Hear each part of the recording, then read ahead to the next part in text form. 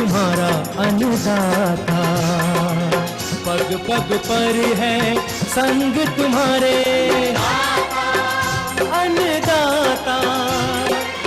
लहू किसानों का बन के पसीना सींचता है धरती का सीना। मेहनत का तेरी हक दिलवाने, नई तकनीक नई खोज बताने। पशुधन को गुणवान बनाना, पौध सुरक्षा को सिखलाना, खेती के सब गुर समझाने, भारत का सरताज बनाने। आठों पहर है संग तुम्हारे अन्नदाता,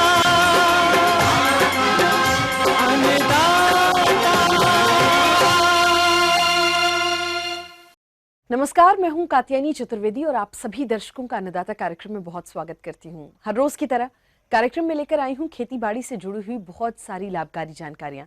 तो चलिए सबसे पहले देखते हैं क्या है विशेष आज के कार्यक्रम में। मधुमक्खियों को उनके शत्रु कीटों से बचाने के उपाय।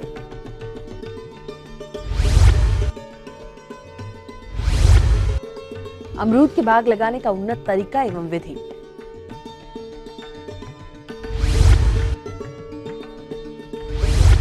भूजल स्तर को संतुलित रखने के लिए कैसे करें वर्षा जल का संग्रहण।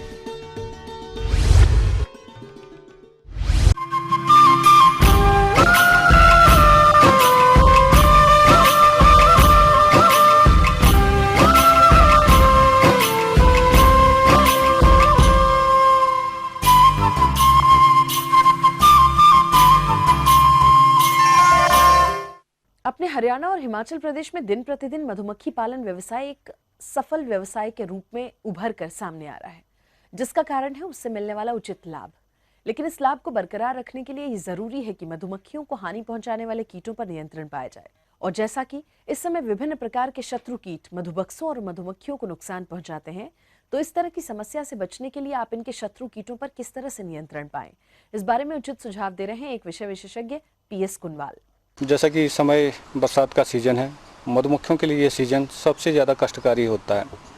इसी समय मौन पालकों को सबसे अधिक देखरेख की आवश्यकता पड़ती है। हमारे जो किसान भाई मौन पालन व्यवसाय अपनाए हैं, वो मौन बक्सों का इस बरसात में विशेष ध्यान रखें, क्योंकि इस समय फूलों की कमी रहती है, जिसके कारण मधुमक्खियों के लिए आहार उपलब्ध नहीं हो पाता। साथ ही इस समय कई प्रकार के शत्रु कीट भी मधुमक्खियों को नुकसान पहुंचाने लगते हैं। इसीलिए इन सभी समस्याओं के समाधान के लिए क्या करना है, आइए जानते हैं। इस समय मधुमक्खियों में कई प्रकार की बीमारियां और भोजन का अभाव और बाहरी शत्रुओं का आक्रमण भी सबसे अधिक देखा जाता है। तो ऐसी स्थिति में ही मधुमक्खियों की देखरेख सबसे अधिक करने की आवश्यकता होती है। सबसे मुख्य आवश्यकता यह है कि मौन वंशों में समय समय पर साफ सफाई की विशेष व्यवस्था करें। उसके साथ साथ जहां पर बर्रे या मौमी पतंगे आदि का प्रकोप अगर दिखाई दे रहा है तो उसकी भी साफ सफाई समय पर करें। इसके अलावा जो भी यानी कि मौनचर अगर उपलब्ध हैं, उन्हीं के अनुसार, जैसे कि साज वगैरह में इस समय बरसात में थोड़ा नेक्टर मिलता है, उसमें मधुमक्खियों को रखा जा सकता है। अगर जहाँ इस प्रकार की व्यवस्था नहीं है तो वहाँ पर आप कृत्रिम भोजन के द्वारा मधुमक्खियों को हमेशा सुदृढ़ बनाए रखें। इसके लिए ये आवश्यक है कि मौन वंश के अंदर पर्याप्त मात्रा में कृत्रिम भोजन होना आवश्यक है। अगर मधुमक्खियों के पास आवश्यक मात्रा में भोजन नहीं होगा तो ऐसी स्थिति में मधुमक्खियों की संख्या निरंतर घटती चली जाएगी और धीरे धीरे ये स्थिति इतनी भयानक हो जाती है कि धीरे धीरे मौन वंश समाप्ति की ओर आ जाते हैं। तो ऐसी स्थिति में ये जरूरी है कि मौन वंशों को समय समय पर उसका जब भी मौसम साफ हो तो उसका साफ सफाई का ध्यान रखें और उसमें अगर अतिरिक्त छत्ते हैं तो उन छत्तों को हटा करके अलग कर दें और उनको सुरक्षित स्थानों पर, जैसे कि पॉलिथीन की थैली के अंदर लपेट करके ऐसे सूखे वाले स्थानों पर उसको रख देना चाहिए। अगर ऐसे स्थानों पर अगर आप मौन वंशों के अंदर अगर छत्ते पड़े रहेंगे तो इसमें मोमी पतंगे का प्रकोप बहुत तेजी से होता है और जिससे मौन वंश धीरे धीरे, पहले तो खाली छत्तों में मोमी पतंगा आता है और उसके बाद धीरे धीरे उसमें अंडा देने के बाद पूरा मौन वंश के अंदर ये पतंगे का प्रकोप शुरू हो जाता है। तो इससे यह है कि समय पर इनकी साफ सफाई का विशेष ध्यान रखें। उसके अंदर किसी भी दशा में खाली छत्ते फ्रेम में न रखें। मौन गृह के अंदर उतने ही फ्रेम रखें जितने को मधुमक्खियाँ पूरी तरह से कवर करें, यानी ढके हुए हों। इसके अलावा जैसे कि साफ सफाई का है, इस समय बरसात अधिक होने के कारण जिस भी क्षेत्र में मधुमक्खियां रखी रहती है तो वहाँ पर नमी का प्रकोप बहुत ज़्यादा होता है, और नमी के अगर मौन गृह के अंदर अगर नमी रहती है तो ऐसे उसमें मौन मंसों में कई प्रकार की बीमारियां आने का भी खतरा रहता है। जैसे कि फॉल ब्रूड है, फॉल ब्रूड का प्रकोप भी इस समय मधुमक्खियों के अंदर खासतौर पर एपिसेरेना इंडिका और भारतीय मौन में ये देखा जाता है। इसमें इसकी जो मुख्य पहचान है कि सेल खुले हुए दिखाई देते हैं, और उसमें यह है कि अगर उसमें इस प्रकार का प्रकोप दिखाई दे रहा है तो उन छत्तों को का उपचार करने के लिए उसमें मौन मंसों में टेरामाइसिन नामक दवा का 250 से 400 मिलीग्राम प्रति 5 लीटर चीनी के शरबत के साथ दिया जाना चाहिए। और ये यानी कि मौन मंसों की आवश्यकता के अनुसार, यानी कि जैसी उनकी आवश्यकता है उसके अनुसार दिया जाना चाहिए।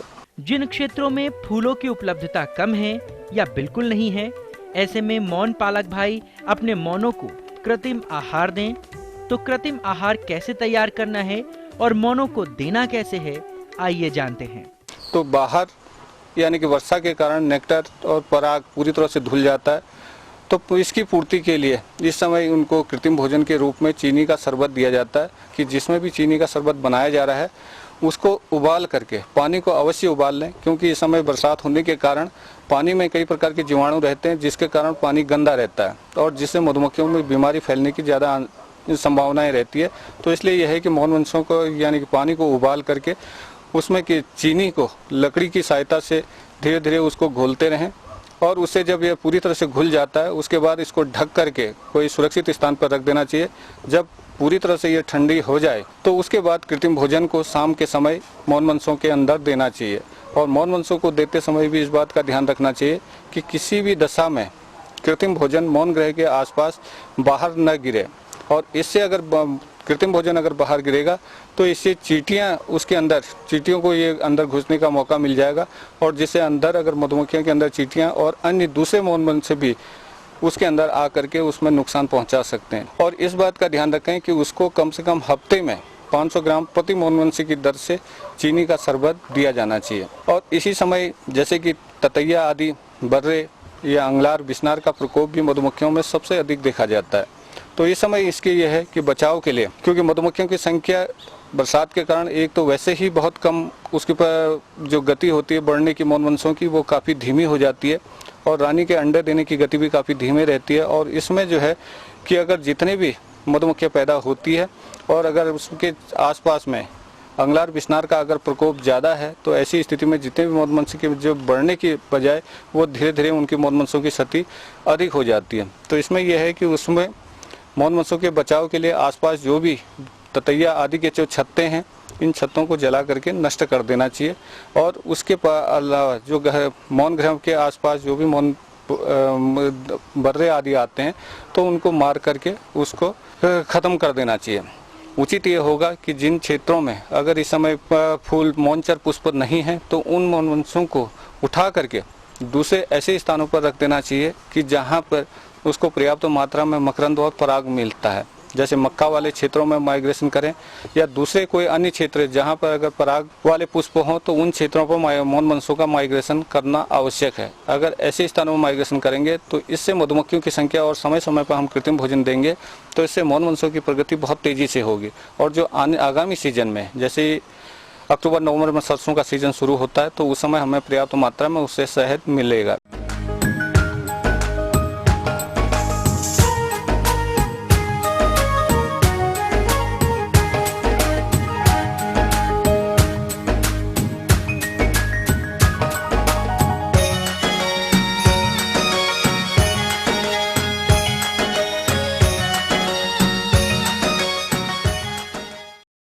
अपने हरियाणा के कुरुक्षेत्र, हिसार, फतेहाबाद, सिरसा आदि जिलों में अमरूद की बागवानी की जाती है और देखने में आता है कि हमारे कुछ बागवान भाई इसके नए बाग लगा रहे हैं, परंतु वो लगाते समय प्रजातियों का चयन में कमी और प्रबंधनों में लापरवाही कर देते हैं, जिसके कारण पौधे अच्छी तरह स्थापित नहीं हो पाते हैं। फलस्वरूप आगे चलकर पौधे सूख भी जाते हैं। इसलिए बागवान भाई अमरूद का नया बाग किस तरह से स्थापित करें, इस बारे में विस्तार से जानकारी प्राप्त करने के लिए आइए मिलते हैं HAU हिसार के बागवानी विभाग के अध्यक्ष डॉक्टर अश्विनी कुमार से। किसान भाइयों, हमारे प्रदेश में इस समय काफ़ी अच्छी बारिश चल रही है, तो सबसे ज़्यादा इस समय जो आमदनी देने वाला फल है वो अमरूद है। तो आप अमरूद की काश्त कर सकते हो।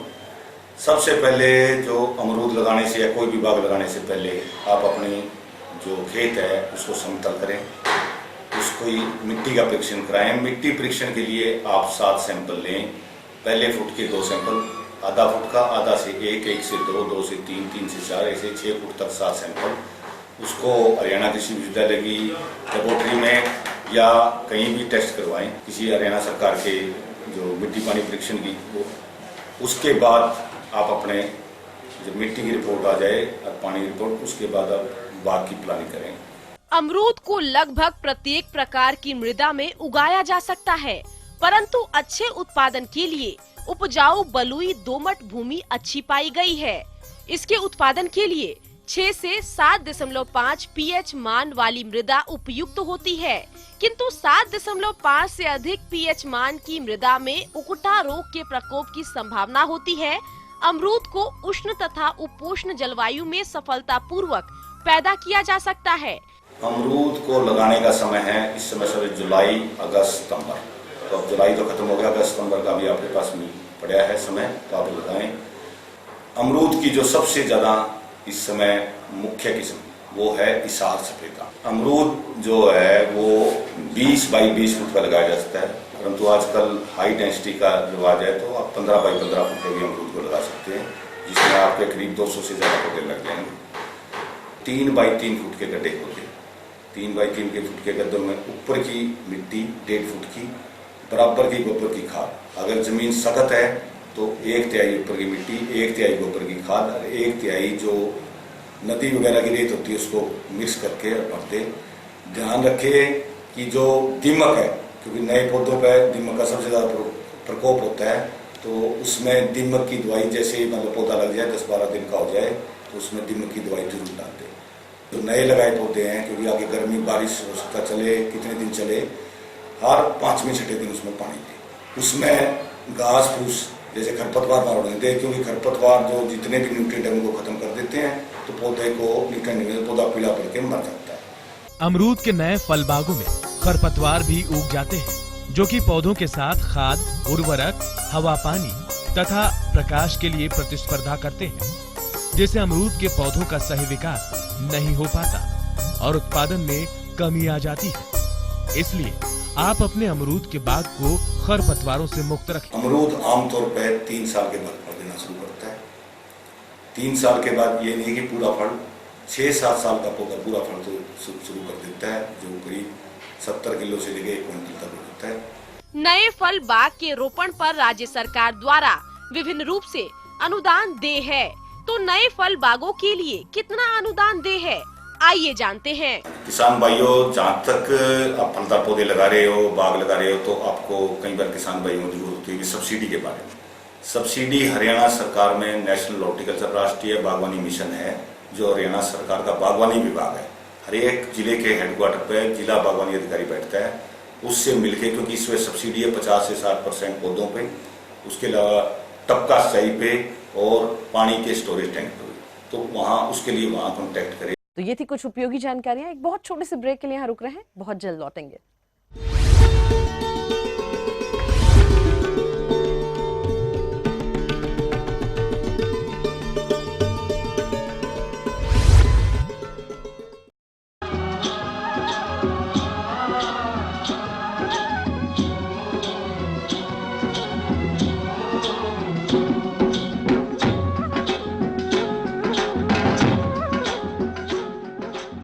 ब्रेक के बाद एक बार फिर से आप सभी दर्शकों का अन्नदाता कार्यक्रम में बहुत स्वागत है और चलिए अब बढ़ते हैं अपनी अगली प्रस्तुति की ओर।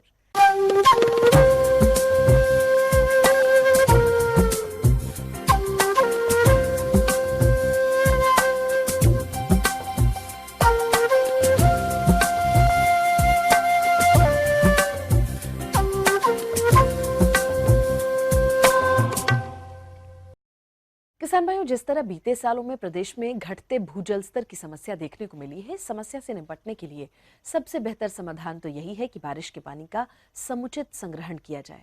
अभी स्थिति ये है कि समुचित संरक्षण माध्यमों के अभाव में वर्षा का बहुत ज्यादा जल, जो लोगों की तमाम जल जरूरतों को पूरा करने में काम आ सकता है, वो खराब हो जाता है। और इसीलिए वर्षा जल का समुचित संरक्षण किया तो जल जरूरतों की पूर्ति के लिए भूजल पर लोगों की निर्भरता भी कम हो जाएगी। परिणामतः भूजल का स्तरीय संतुलन कायम रह सकेगा। तो किस प्रकार करें वर्षा जल का संरक्षण, आइए जानते हैं केंद्रीय मृदा लवणता अनुसंधान संस्थान के वैज्ञानिक डॉक्टर सत्येंद्र यादव से। दुनिया का भूजल स्तर लगातार गिरता जा रहा है। दुखद और चिंताजनक बात यह है कि कम हो रहे भूजल की इस विकट समस्या से निपटने के लिए अब तक वैश्विक स्तर पर कोई भी ठोस पहल होती नहीं दिखी है। ये कटु सत्य है कि अगर दुनिया का भूजल स्तर इसी तरह से गिरता रहा तो आने वाले समय में लोगों को पीने के लिए भी पानी मिलना मुश्किल हो जाएगा। हालांकि ऐसा कतई नहीं है कि कम हो रहे पानी की इस समस्या का हमारे पास कोई समाधान नहीं है। पिछले एक दशक के भीतर भूजल स्तर में आई गिरावट को अगर इस आंकड़े के जरिए समझने का प्रयास करें तो अब से 10 वर्ष पहले तक जहां 30 मीटर की खुदाई पर पानी मिल जाता था, वहां अब पानी के लिए 60 से 70 मीटर तक की खुदाई करनी पड़ती है। साफ है कि बीते 10 सालों में दुनिया का भूजल स्तर बड़ी तेजी से घटा है और अभी बदस्तूर घट रहा है, जो कि बड़ी चिंता का विषय है। घटते भूजल संरक्षण के लिए लोगों को सबसे पहले जल के प्रति अपनी सोच में बदलाव लाना होगा। जल को खेल खिलवाड़ के दृष्टिकोण से देखने के बजाय अपनी जरूरत की एक सीमित वस्तु के रूप में देखना होगा। जैसा कि आप देखें, वाटर रिचार्जिंग के लिए किसान के खेत पे हम स्ट्रक्चर लगा सकते हैं। उसके लिए आवश्यक है कि ऐसे नीची जमीन हो जहाँ की पानी आके बरसात का इकट्ठा होता हो, वहाँ पे हम जैसे ट्यूबवेल लगाते हैं उसी प्रकार की संरचना लगा करके और वहाँ पानी हम नीचे उतार सकते हैं। उसके लिए सबसे ज़्यादा ज़रूरी है कि ट्यूबवेल के ऊपर एक छन्नक इकाई होनी चाहिए जिससे कि जो बरसात के पानी के साथ विभिन्न प्रकार के जो लकड़ी, मिट्टी और सारी चीज़ें, प्लास्टिक आती हैं वो अंदर नहीं जाए, वो छन के पानी जाए। जब पानी छन के जाएगा तो नीचे के जो भी छिद्र हैं, जो हमारे सैंड लेयर है, उसमें वो उसको अवरोधक नहीं होंगे और हम काफ़ी दिनों तक स्ट्रक्चर चलता रहेगा और पानी एक गति से जाता रहेगा। जो हमें किसानों के खेतों पे जितने भी स्ट्रक्चर लगाए हैं वो काफ़ी अच्छी तरह से काम कर रहे हैं, लेकिन जो सबसे बड़ी समस्या हमें आई है कि जो हमने छन्नक इकाई लगाई है उसके ऊपर एक बार चिकनी मिट्टी जम जाती है तो उसको किसान साफ नहीं कर पाते हैं, पानी भरा होता है। उस स्थिति में पानी जाना बंद हो जाता है। फिर जब हम उसकी सफाई कर देते हैं फिर जाना शुरू हो जाता है। तो वो छन्नक इकाई लेकिन अति आवश्यक है, क्योंकि अगर वो मिट्टी ऊपर हम नहीं रोकेंगे तो वो नीचे जाके चौक होगी और नीचे एक बार चौक हो गई तो वो स्ट्रक्चर फिर सफाई करना बहुत मुश्किल है। इसके लिए हमने ये प्रयास किया है कि बोरिंग करते वक्त 9 इंच की पाइप लगाएं और किसान को ये हम सलाह देते हैं कि जब मानसून के बाद जो गेहूं की पहली सिंचाई है उस समय अगर उसी ट्यूबवेल से हम उसकी सिंचाई करें तो जो भी मिट्टी के छोटे कण अंदर जाके डिपॉजिट हो गए हैं वो बाहर आ जाएंगे और फिर वो सफाई हो जाएगी और इस प्रकार किसान का स्ट्रक्चर भी चलता रहेगा। जिसका खेत नीचे है, लो लाइंग एरिया में, उसके लिए तो यह वरदान है, क्योंकि जनरली ये देखा गया कि भारी बरसात आने के बाद उस लो लाइंग एरिया की फसल डूब जाती है, ख़राब हो जाती है।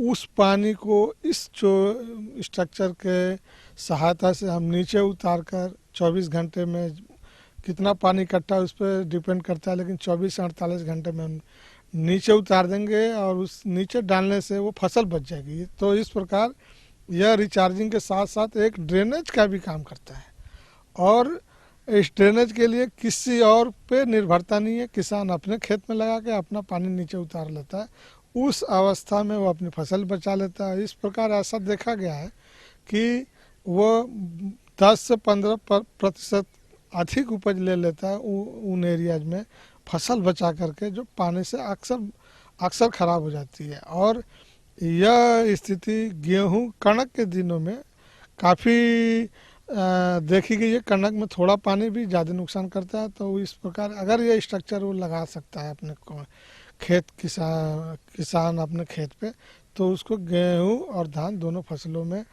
ड्रेनेज के द्वारा अपनी फसल बचाने में सहायता मिल सकती है। इस प्रकार इस स्ट्रक्चर से वो रिचार्जिंग के साथ साथ अपनी फसल को बचाने में भी सहायता मिलती है। स्ट्रक्चर लगाने से पूर्व ये सबसे पहले तो ये ध्यान रखना है कि स्ट्रक्चर का लिए स्थान का चुनाव सही होना चाहिए। स्ट्रक्चर हमेशा लो लाइंग एरिया में होना चाहिए जहाँ पानी आके इकट्ठा होता हो। दूसरा, स्ट्रक्चर लगाने के बाद फिल्टरिंग यूनिट लगाना अति आवश्यक है। फिल्टरिंग यूनिट अगर आपकी अच्छी काम नहीं करेगी तो पूरा स्ट्रक्चर का जो फायदा होना है वो ख़त्म हो जाएगा, क्योंकि पानी छन के ही जाना है। जितना बढ़िया ऊपर से छानक इकाई काम करेगी उतना बढ़िया आपका स्ट्रक्चर काम करेगा। तो ये दो मुख्य बातें हैं, एक तो जगह का चुनाव और दूसरा स्ट्रक्चर में छानक इकाई का प्रभावी होना। इसमें दो तरह के हम छानक इकाई प्रयोग में लाते हैं। जो सब एक जिसमें कि हम वर्टिकल फिल्टर कहते हैं, जिसमें सबसे ऊपर सैंड रेत होती है, उसके नीचे उसको रोकने के लिए हम छोटी बजरी डालते हैं जिसकी साइज 1 से 2 सेंटीमीटर होती है, और नीचे हम बोल्डर डालते हैं। इन तीनों को डाल के एक लेयर बनाते हैं ताकि जो पानी छन के नीचे जाता है वो सुचारू रूप से पाइप से होते हुए एक्वीफर में चला जाए। एक हम उन एरिया में जहाँ की ऐसी ट्यूबवेल का प्रयोग करते हैं जो अबंडेंट पहले ख़राब हो गया था, वहाँ हम एक पाइप का ही ऊपर निकाल के उसके ऊपर छनक के लिए डिफरेंट टाइप का सिंथेटिक मटेरियल, जैसे कि आप जाली लपेट दिए, पतली जाली, उसके 2-3 ऊपर रैप कर दिए, उसका उपयोग करते हैं। लेकिन उन ट्यूबवेल पर जहाँ की जाली का प्रयोग करते हैं, हम ये सुझाव देते हैं कि मानसून सीजन के बाद एक बार उस ट्यूबवेल से पानी जरूर उठा कर बाहर कर दें, ताकि जो छोटे पार्टिकल जो कि जाली नहीं रोक पाई वो वापस बाहर आ जाए। ये चीज़ का ध्यान रखने की जरूरत है। तो आगे और भी कुछ रोचक जानकारियां हैं, लेकिन यहाँ एक छोटे से ब्रेक के लिए रुकते हैं, जल्द हाजिर होते हैं।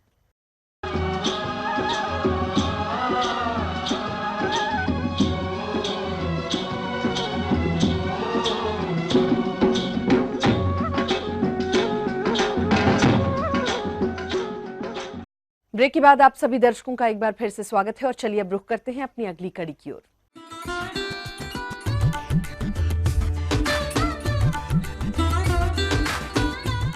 अन्नदाता हेल्पलाइन निशुल्क फोन संपर्क सेवा के माध्यम से आपके द्वारा पूछे गए कृषि से जुड़े हुए प्रश्नों में से 1 या 2 महत्वपूर्ण प्रश्न को हम अपने कार्यक्रम में शामिल करते हैं, और इसी के तहत आज का चयनित प्रश्न और उसका जवाब इस प्रकार है।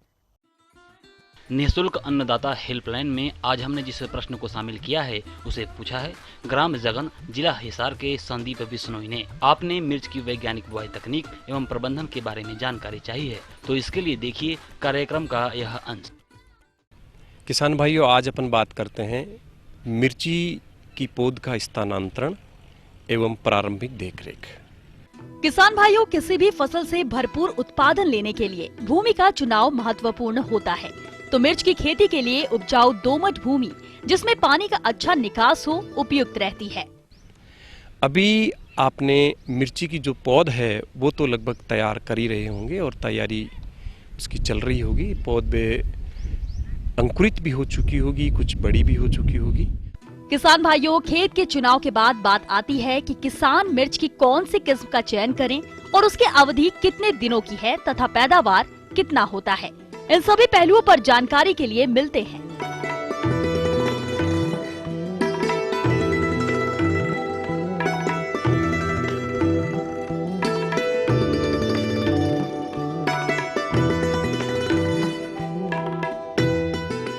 मुख्य खेत में स्थानांतरित करने के लिए हमें खेत की तैयारी कैसे करनी चाहिए। सर्वप्रथम मिट्टी पलटने वाले हल से खेत को अच्छे प्रकार से जुताई करें और उसके बाद में कल्टीवेटर चला करके कोई खरपतवार या दूसरी चीज़ें हैं तो उनको बाहर निकालें और खेत को बिल्कुल अच्छी प्रकार से भुरभुरा बना लें। मिर्च की अधिक पैदावार लेने के लिए खाद एवं उर्वरकों का प्रबंधन बहुत ही आवश्यक है, परंतु किसान कौन सी खाद एवं उर्वरक कितनी मात्रा में खेत में डालें, इसके लिए क्या सुझाव है, आइए जानते हैं।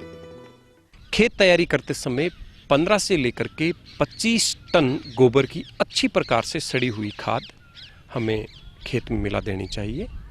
और जब अंतिम जुताई करें उस समय लगभग 35 किलोग्राम नाइट्रोजन, 50 किलोग्राम फास्फोरस और 50 किलोग्राम पोटाश खेत में मिलाएं और रिमेनिंग जो नाइट्रोजन है 35 किलोग्राम उसको बाद में ट्रांसप्लांटिंग के बाद में 2 टुकड़ों में 1-1 महीने के अंतर पे हमें देनी होती है। जो रोपाई का कार्य है उसको करने से पूर्व कुछ सावधानियां रखनी बहुत ज़रूरी है। रोपाई करते समय पौध की जो उम्र है वो कम से कम 35 से 40 दिन की हो जानी चाहिए, जिसकी ऊंचाई 15 से 20 सेंटीमीटर हो और 6 से 7 पत्तियां आ जाए।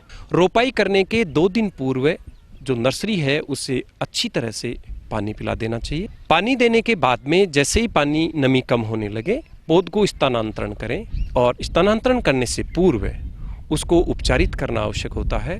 और उपचार में हमें फफूंदनाशी दवा जिसकी 2 ग्राम मात्रा 1 लीटर पानी में मिला करके घोल बनाना चाहिए और उस घोल में पौध को करीबन 15 से 20 मिनट तक रखने के बाद उसे मुख्य खेत में स्थानांतरित कर देना चाहिए। पौध स्थानांतरण के समय विशेष रूप से ध्यान रखने की बात यह है कि पौधे से पौधे और लाइन से लाइन की दूरी अभी वर्षाकालीन फसल के लिए 60 × 30 सेंटीमीटर या फिर 45 × 45 सेंटीमीटर की ज्योमेट्री रखने। स्थानांतरण के समय ये ध्यान रखना बहुत जरूरी है कि बहुत तेज बारिश नहीं होने वाली हो। प्रयोगों से पता लगा है कि पंक्ति विधि अपनाते हैं जिसमें 45 सेंटीमीटर की चौड़ाई की एक नाली बनाई जाती है और उसकी दोनों साइडों में 30 सेंटीमीटर की दूरी पे पौधे लगाते हैं और एक नाली से दूसरे नाली के बीच की दूरी 90 सेंटीमीटर रखी जाती है। अगर इस विधि से हम बुआई करते हैं और नाली में पानी देते हैं और 90 सेंटीमीटर एरिया खुला रखते हैं, सूखा रखते हैं, तो इससे उत्पादन और गुणवत्ता पे बहुत ही अच्छा प्रभाव पड़ता है। किसान भाइयों, मिर्ची में जहाँ तक सिंचाई की बात है तो वर्षाकालीन फसल के लिए जब बारिश हो रही हो तब सिंचाई की आवश्यकता नहीं होती है, परंतु बारिश नहीं हो तो 5 से 7 दिन के अंतर पे सिंचाई करनी बहुत ही आवश्यक। जिन क्षेत्रों में खरपतवारों की बहुत बड़ी समस्या होती है वहाँ पे पौधरोपण के तुरंत पहले 300 ग्राम ऑक्सीफ्लोरोफेन नाम का शाकनाशी दवाई जो है वो इस्तेमाल लें और उससे खरपतवारों को नियंत्रित करें। और जहाँ पे खरपतवारों की बहुत बड़ी समस्या नहीं है वहाँ पे पौध स्थानांतरण के 15 से 20 दिन बाद में हल्की गुड़ाई करके सभी प्रकार के खरपतवारों को निकालें एवं उसमें सिंचाई करें। इस प्रकार से जो कर्षण क्रियाएं हैं, प्रारंभिक अवस्था की जो कर्षण क्रियाएं हैं, उनको हम सही समय पे सही तरीके से करके हमारी सफल फसल उत्पादन किया जा सकता है और उससे आगे जाकर के कीट और रोगों का प्रकोप भी कम हो जाता है, साथ साथ में गुणवत्ता युक्त उत्पादन प्राप्त होता है जिससे किसान को आर्थिक लाभ होता है। और आइए अब देखते हैं कल दिखाए जाने वाले कार्यक्रम की मुख्य झलकियां। मिर्च की सफल खेती कर लाभ ले रहे एक सफल किसान से मुलाकात।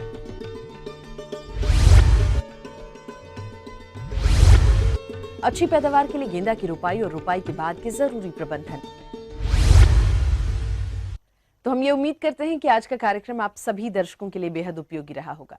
किसान भाइयों, अन्नदाता आपकी सेवा के लिए संकल्परत है और कृषि संबंधित समस्या और सुझावों के लिए आप हमें इस पते पर संपर्क भी कर सकते हैं।